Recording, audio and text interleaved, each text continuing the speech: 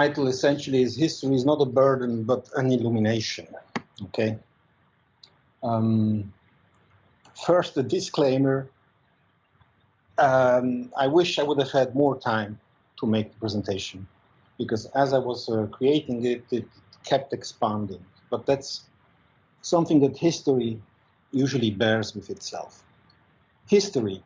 You see, when people talk about history, usually they put down some kind of timeline of a sequence of events, and all events are sequentially connected and also causally connected. But history doesn't really work like that. What really happens is that there's a million of events that happen in time and space, and some of them are very connected, some of them are really random. And anytime you tell a story, what you really do is you take this space and you reduce it to a certain extent. And then what you do, in a way, is since you start on the right side, you reconstruct everything that led to the last item on the right side. Like Steve Jobs once said, connecting the dots is always easier if you look back in time. And history in general is never linear. Let me just give you a very simple example. This is a partial chart of the history of programming languages. And each node in this graph is a language, and each edge, in a way, is some kind of influence. But as you might notice, the edges have different semantics, because some of them really are a direct cause, while others are just inspirations or ideas, and so on. So history is a complicated thing, and I respect historians a lot, because what they do is they take all of this mess and try to create a coherent story. But, as a disclaimer, I'm not a historian, okay? And again, I would like to apologize for not having the time for this. So, but still, we have a timeline now. And the way it looks is that we have a past, we have a present, and we have a future. And what we do as researchers, usually we try to predict and think about the future seen from the present. But what you also need to do, in my opinion, is to understand how the present came to be seen from the past. Now, this is an SI seminar which is oriented mostly to PhD students. So while I do not believe that at the end you will be able to ask a lot of questions, because it's not about technical content here, I think the main purpose will be this. I will show a couple of books during the presentation that I believe are absolutely necessary, that you read them to obtain what I consider a culture of this profession, okay? And they will be denoted with this tag here called must read. Another thing which is noteworthy about software engineering in general is that if you look at the history, and I will jump into this on the next slide, is that most of the people that made history in software engineering are still alive. So that's how young this discipline actually is. And you can meet them in conferences when there is no pandemic. And it's impressive that they are really one step away. It's not some dude who 2,000 years ago invented something. Most of them are still alive. But let's get into the history. Software engineering. Software engineering as a term was officially coined.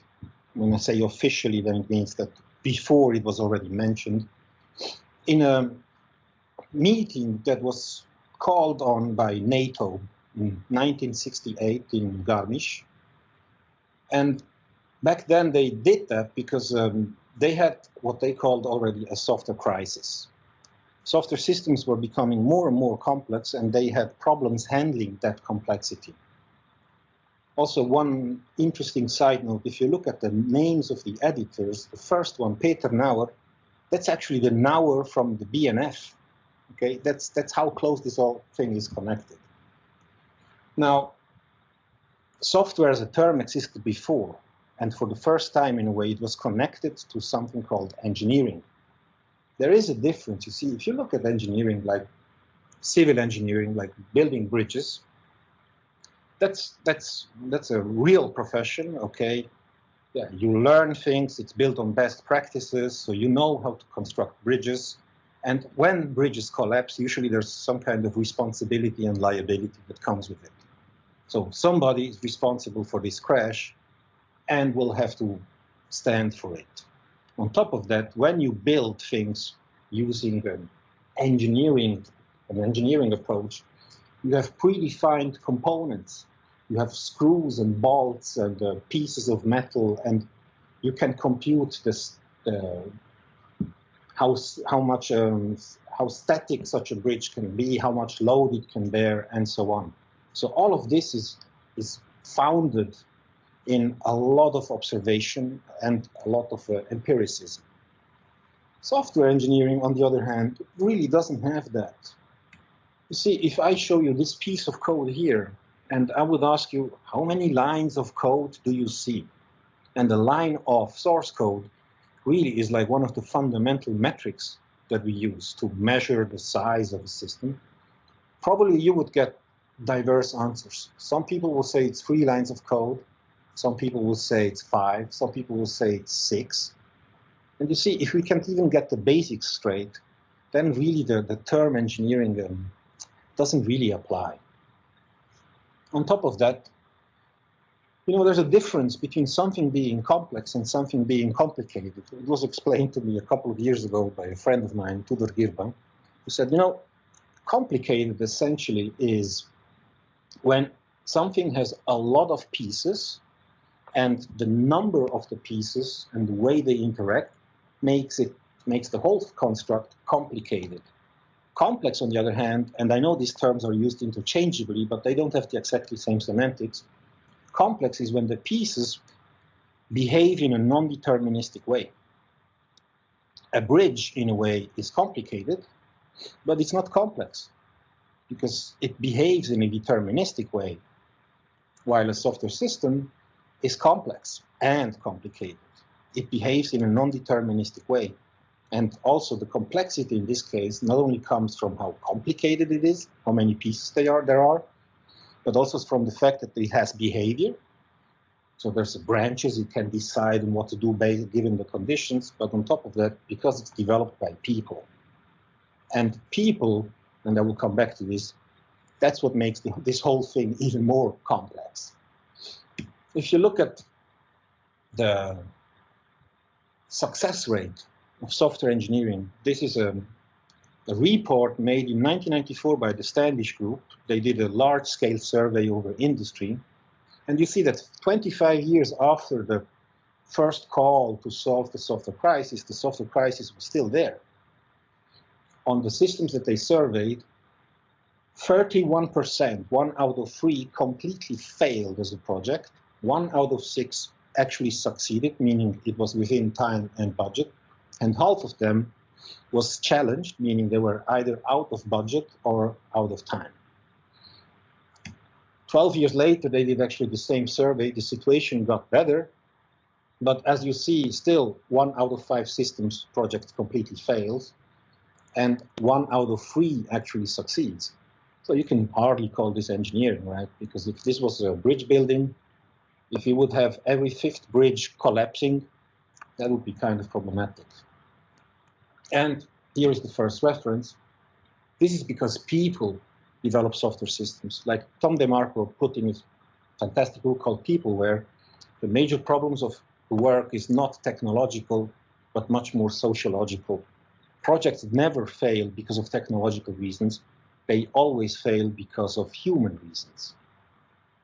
But no doubt there is a thing with complexity.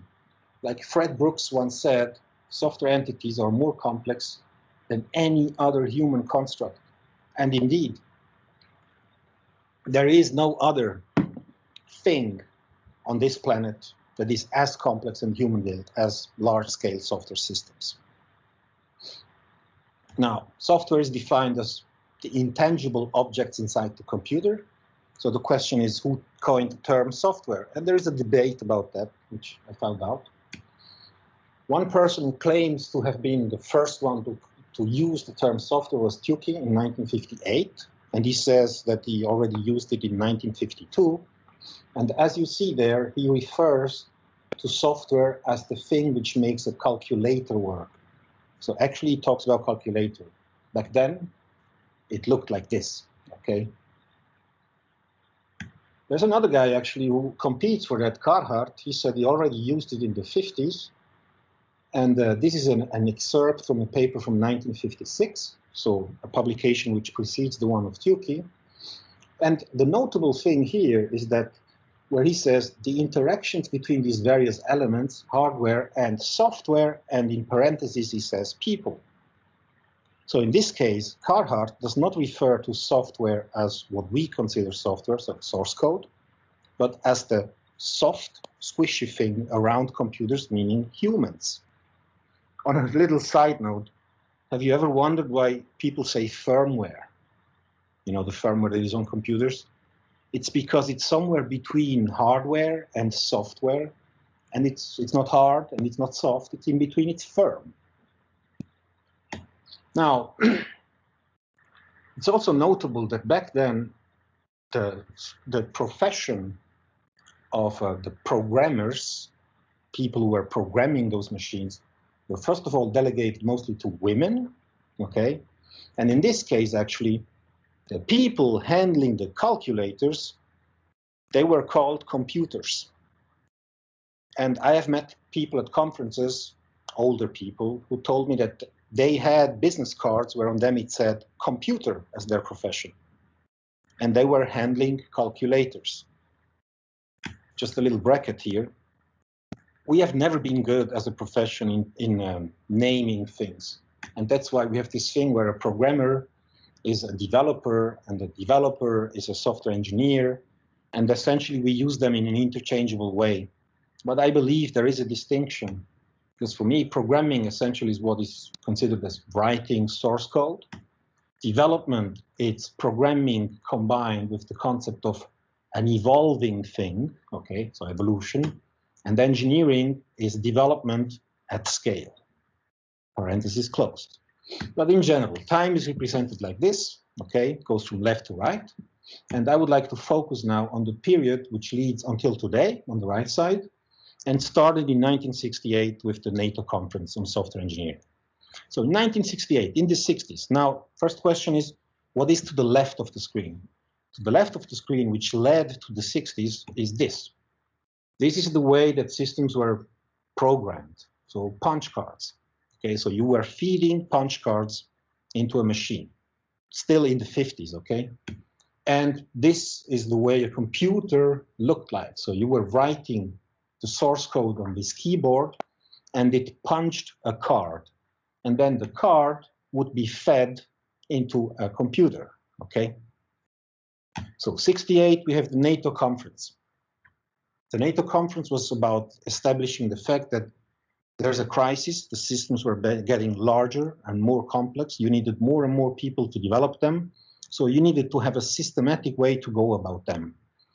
And back then, from a scientific point of view, this thing happened. There was Winston Royce, who in 1970 wrote this very important paper called Managing the Development of Large Software Systems. And he says there are two essential steps common to all computer program developments, regardless of size or complexity. There is first an analysis step, and then a coding step. Okay, sounds reasonable, I guess. If we scroll down, then he says, there's a more grandiose approach. And it's illustrated in figure 2, where the analysis and coding steps are still in the picture, but they are preceded by requirements analysis, okay, then a design step, which is followed then by a testing step. So the figure that he refers to is this one here, where you see requirements collection, software requirements, analysis, design, coding, testing, operations. This became known as the so-called waterfall model. The funny part is that when people saw this paper, especially managers who were trying to handle this software crisis, they stopped at this picture and they didn't read further, because what he says is that I believe in this concept, but the implementation described above is risky and invites failure. So essentially he said, this is nice, but can never work. But waterfall was adopted in industry because it sounded so sequential and so reasonable. And actually, Royce spent a good part of the remainder of his career trying to explain to people that's not what he meant, that this could never work. But it was adopted, okay? Another noteworthy thing which happened at the beginning of the 70s is that Lehman and Beladi established the so-called laws of software evolution. Now you have to imagine that we are here talking about a time when there was no versioning system, there were no repositories. Most of the source code was written using punch cards or essentially typing machines where you would see one line at a time, okay? So these two guys, they actually studied the evolution of software systems. So they considered the software system as an evolving construct. And for the first time, they saw things like, oh, the system is growing over time, which, considering the means that they had at disposition, is actually quite stunning.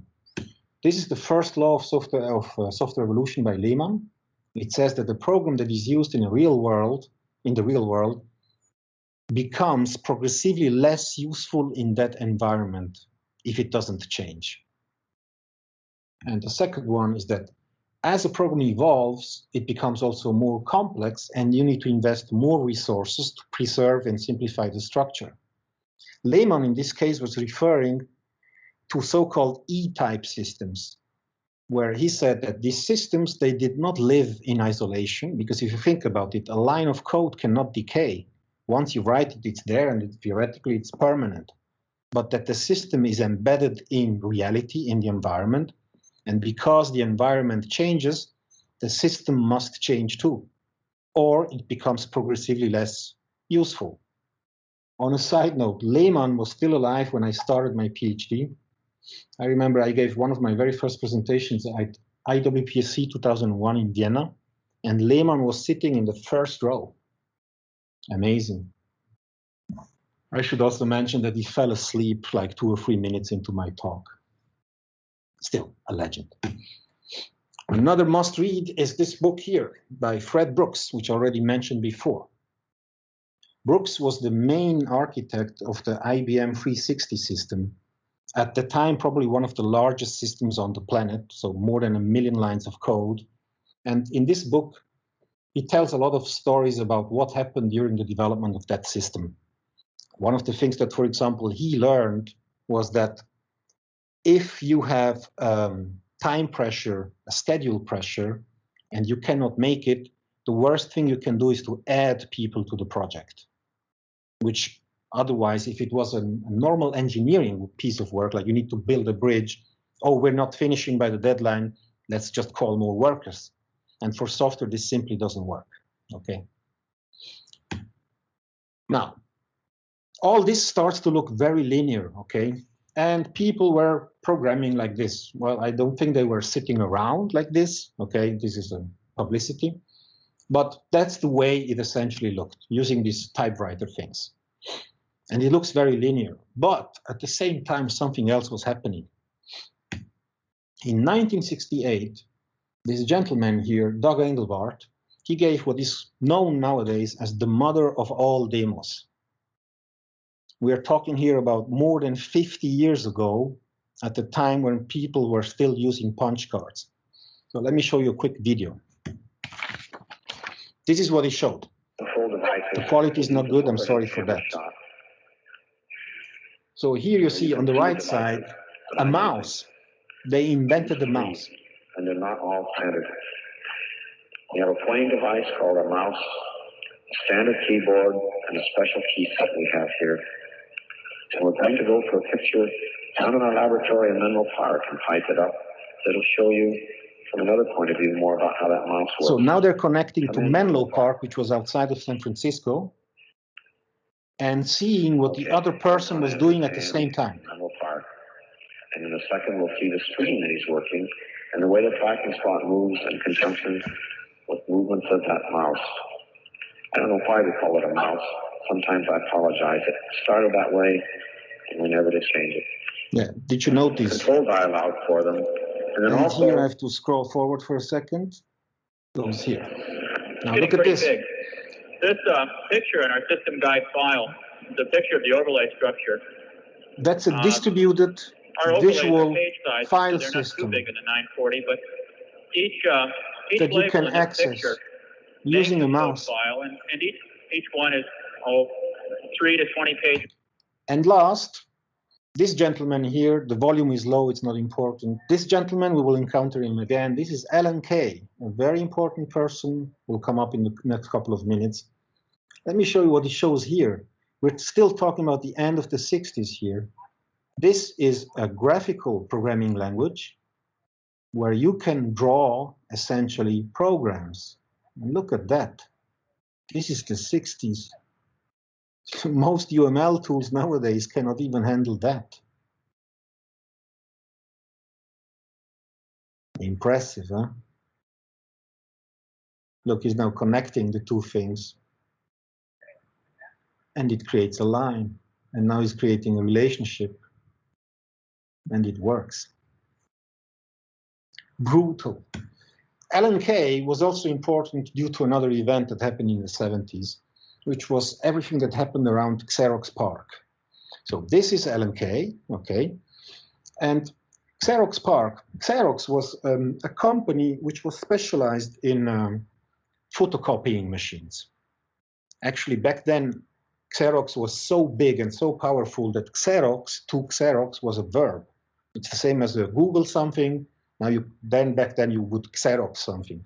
So they built this research center in Palo Alto. That's why it's Palo Alto Research Center, Xerox Park. And there they hired a bunch of brilliant people. One of them was Alan Kay, there was Dan Ingalls, Adele Goldberg, and so on. True legends, okay? All of this is told in this book, which you must read. It's called Dealers of Lightning. And it starts off with, it was April 1973, a fine time to be changing the world, which is true for the record. 1973 was the best year in the last half century. These guys, they built, among other things, this is the Xerox Alto in 1974. So let me show you a movie about this. What's the mail this morning?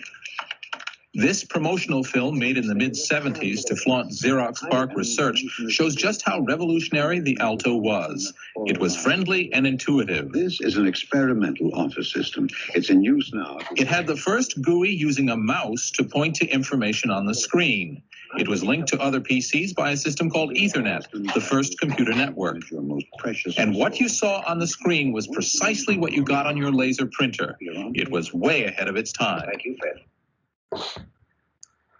At Xerox Park, they invented, among other things, apart from the Smalltalk programming language, they invented also the laser printer, and they invented Ethernet, just because they needed to construct this machine, the Alto. On a side note, what Hitzik says in his book also is that when they presented the laser printer to Xerox, to the Xerox Executive Committee, they were not interested. They said, we don't need this. This is never going to have success.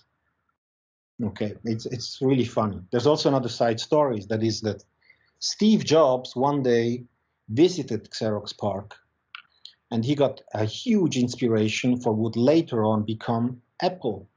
There is this story that at one moment they were showing him the Smalltalk environment, and the scrolling was not really working well. And then Ingalls, who was the colleague of Alan Kay, like more the techie guy, he opened the debugger and fixed the scrolling procedure on the fly in front of Steve Jobs, who was knocked off the chair. Back then, so Smalltalk, and this ran on this type of machine, but they were super expensive, okay? What Jobs really did, influencing essentially software industry or computer industry until the modern day, was to make computers affordable. The Alto was incredibly expensive and people couldn't buy it at home. For those who wonder, this is the way Smalltalk looks. So here we are still in the Windows, 70s. menu, Okay. scrolling, So essentially, selection with a a cursor graphical user make up the interface. primitive They invented components of the Bitwig for Smalltalk this, so programming that you could have interface. overlaying windows. Okay. And then here you have the browser. So essentially, this is to navigate the system source code, and you could write source code. Smalltalk environments nowadays, they still will look essentially the same in terms of structure. This generates in some way a partial timeline. So there was the mother of all demos in 68, the Alto and Smalltalk in 74, and then it's kind of splits. Because on the one side, it goes towards what Steve Jobs would then create with Macintosh, and then IBM with Visual Age Smalltalk and so on, which through some hoops would in the end turn into Eclipse. And on the other side, you have the Unix, VI, the PC-DOS, and then Turbo Pascal. For those who don't know, Turbo Pascal looks like this. This is actually the environment that I learned procedural programming on. And confronted to this, you have this. This is Smalltalk 72, actually. So this is even precedes Turbo Pascal by nearly 20 years. So history, really, it's like it took some kind of decision point and it split into two different directions. If we want to follow the more classical path, also from a research point of view, modern research point of view, one notable moment was the invention, let's say, or the creation of CVS, which was a concurrent version system, which in the end was the sparking thing that enabled the creation of the open source movement. Because suddenly you could actually have a shared repository sitting somewhere on internet, and people could write into that all together. Of course, the invention of the World Wide Web was important as an event, also for modern development. I will come back to this. Java, JavaScript were both invented in the second half of the 90s. And obviously, a language like Java eventually led to something like this, an IDE. Now, this is from the 90s, so nearly a quarter of a century after Smalltalk, but it essentially looks the same. And it's poorer. You see, one problem I always had with this is that you always only see one class here, which in Smalltalk, because of the many windows, allows you to see more. This whole thing in general is called the bento box model. And actually most IDEs up to this day, and we are now 50 years after the first Smalltalk implementation, we are still into this, which is called the bento box model, okay? That's where Japanese people eat their food out of. Other noteworthy moment was the creation of Subversion, which made up for a bunch of problems that CVS had in general as a versioning system. Then also from a scientific point of view, MSR in the middle of the last decade was created as a venue, building essentially on top of all the repositories that you could mine that were there through the usage of Subversion and CVS. And then this happened. Linus Torvalds on a bad day invented Git, actually for his own purposes. And after that, there's also the iPhone in between, which I will come back to. On top of Git, GitHub was essentially created. There's a huge difference between Git and GitHub, right? Git essentially is just a versioning system, and it's in spirit a successor to SVN and a successor to CVS. GitHub really is the first hyper repository. And Stack Overflow also was created in 2008, if I'm not wrong. Okay. Now, I put here the iPhone and the World Wide Web also because if you look at modern development, essentially there's two big things that are happening now. On the one side, you have mobile applications, and the iPhone was the trigger for unleashing all of the mobile application development thing. Okay. And the other one was web applications, which of course without the World Wide Web would never be possible. And they actually heavily changed the way people develop software nowadays. So I call this framework-based programming, where there's a lot of APIs around, and you usually first use all the APIs and then build your code a little bit around it. Also, Stack Overflow is not only positive. Stack Overflow has led to a certain culture that nowadays is getting stronger and stronger, and that is that people essentially copy and paste stuff from Stack Overflow. And I believe that in the last 10 years, there has been a certain loss of development culture. That a lot of younger people, when they have to do something programming-wise, they just look around for something that somebody else has done somewhere, and they will certainly find something. That's what Stack Overflow and GitHub is, in a way, is all about. I would like to go towards a more critical tone here, because obviously there's good things about Stack Overflow and GitHub. There's also bad things, though. On the one side, Stack Overflow and GitHub, they represent very vast knowledge bases. But Stack Overflow enabled the copy-paste culture that we have nowadays. Also, there's a number of issues with intellectual property that is triggered with the usage of Stack Overflow code. GitHub, on the other side, represents a huge potential for machine learning and AI in general. And if you look at software engineering research the last 10 years, but it has sped up considerably in the last 5 years, it's all about machine learning and classifiers and all that. And in general, another problem that was induced mostly by GitHub, because mining GitHub is easy, is that a lot of researchers nowadays, they mine for the sake of mining. And that, I think, is a bit of an issue.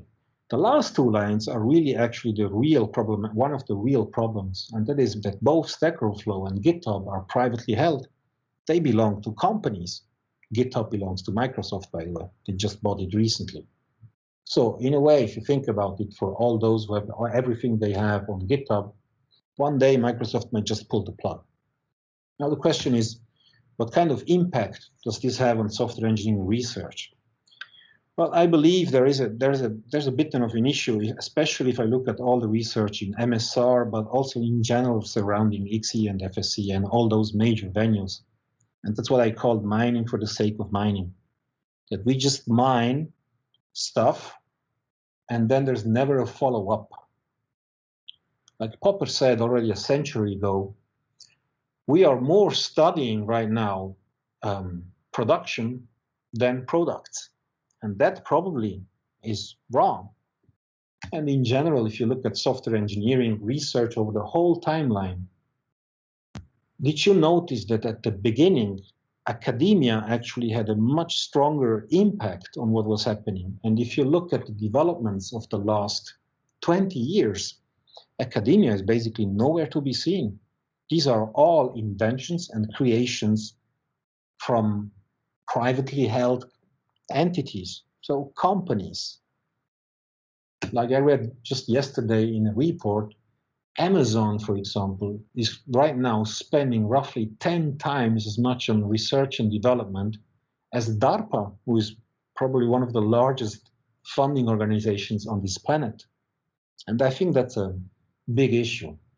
So I don't want to end on a too negative a note, but in general, the problem I see right now is that academia, which is so busy pushing people and careers and so on, probably has the wrong success metrics, and ideas usually are going down the drain, okay? While industry, who is largely building on ideas and constructing stuff, which actually should also be the role of academia, is in a way obfuscating people. And that ends my presentation.